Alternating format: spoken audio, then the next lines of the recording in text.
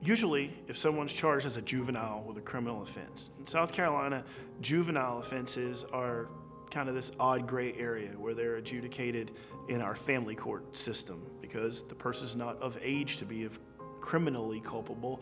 So it's kind of this amalgamous area where they're civilly/criminally committed. They're prosecuted like they're criminals in a civil system for juveniles, where the job of the system is to rehabilitate them and make them better grown-ups, better citizens, if and when they're through that process.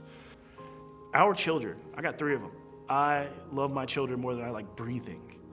And I'd do anything on this planet for them at any minute.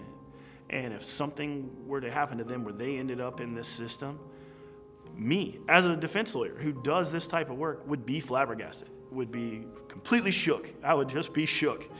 And that's me as a professional that works in these buildings with these people.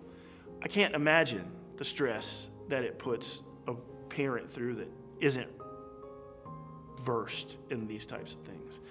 And it is as stressful a thing as you can possibly imagine. Even if your kid's charged with something as simple as fighting and knowing that they could end up in a DJJ camp over it seems like someone could take your baby out of your home over something as simple as a fight or something as simple as having cigarettes in their car at school. And it doesn't always happen that way, but the potential penalties are they could take that baby and send them away. The way that our team approaches it is we bring them in, we get in a conference room, we parse through the facts, we parse through the law, we talk to them about what the state has to prove beyond a reasonable doubt to convict them of the crime they've been charged with. We then tell them this is a long process. There's a discovery process. There's a potential trial preparation process. There are many things going on at one time. There's a lot of balls spinning at the same time. And if they will take that burden off of them, if they'll take that off and give it to us, let us work with the criminal charges, let us work with that part of it, then they will have the freedom to go get their life back together. I think chief among picking a criminal defense attorney is it's kind of a 1A and a 1B. 1A, find somebody that really knows what they're doing, that's handled hundreds or thousands of cases. I've handled enough of these cases over many, many years that it's rare for a legal issue to come into our office that me or my staff or my partners haven't run into before and have the ability to understand, apply the facts in the law, and move forward in an efficient manner.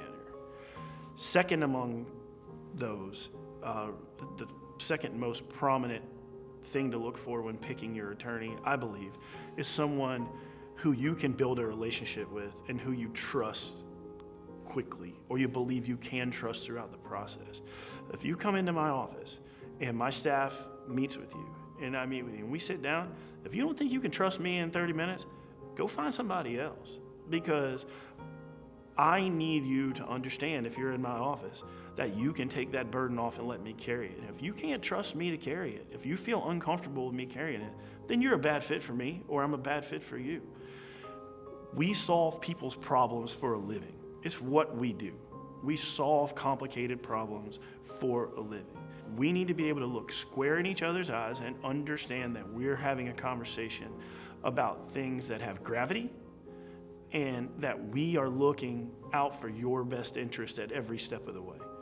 If your child is charged with a juvenile crime, first of all, don't take your child down and say, hey, let's go give a full statement, let's talk to the police. Call a lawyer. In the vast majority of anything that happens, in big old giant chunk of what I do, if you call me and you don't need me, I'm gonna say, you don't need me, you need XYZ. Go do this, go do that. If you don't call me and you need me, the potential penalty is astronomical. You could end up in a horrible spot. And if it's not me, call somebody else. But call somebody that understands this system. You need to make sure that there's a person between you and the cogs of that wheel of justice.